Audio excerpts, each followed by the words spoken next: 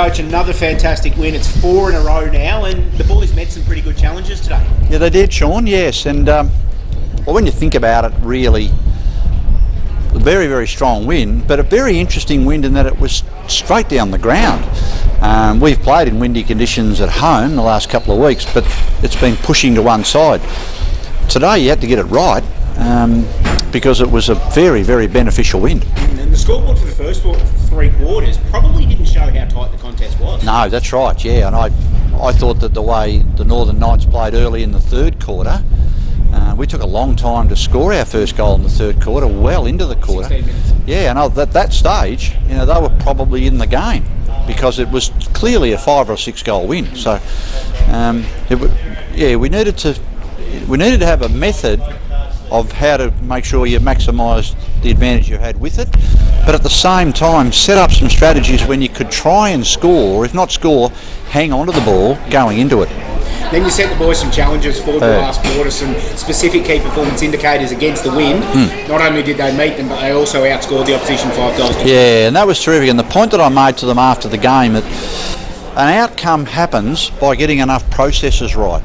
And a couple of processes that we wanted to try and get right in the last quarter was to get a high number of marks, which meant that we had to look to use each other short, take some time off the clock, be considered with our offence, don't give the ball away. And then if you do that well enough, you'll actually find yourself winning the ball inside the forward 50, and I think we kicked 5 goals in the last quarters to the opposition's 2.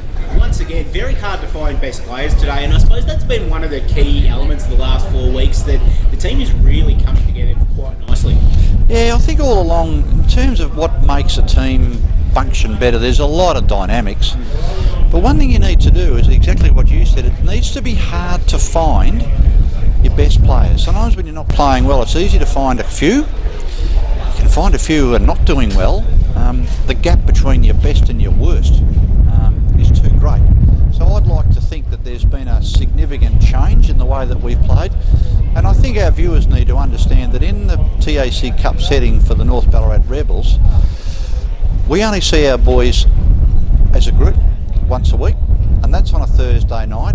And so the learning, or getting our boys to play the way that we want them to play, is going to take a lot longer than it would if you saw more of your boys.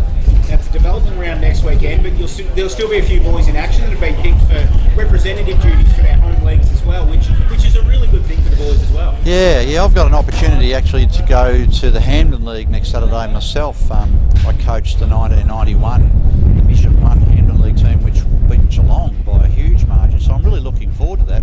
And I think some of the boys might be in the squad to play for Hampden next week down there, so that'd be good. But also I think it's a chance for not just the players but the staff to go and do something different. It's a diarised bye. They know that they've got a bit of a break for the parents to get off the road, etc., and then reset for the next phase of the year. But then obviously there's some boys who will have a chance to play state duties and go back home and play. But it's a bit of a variation, a bit of a difference, and I think that'll be good for the group. Well, when you mention phases, that's a pretty good 4-week phase out of the way now to lead into the bye.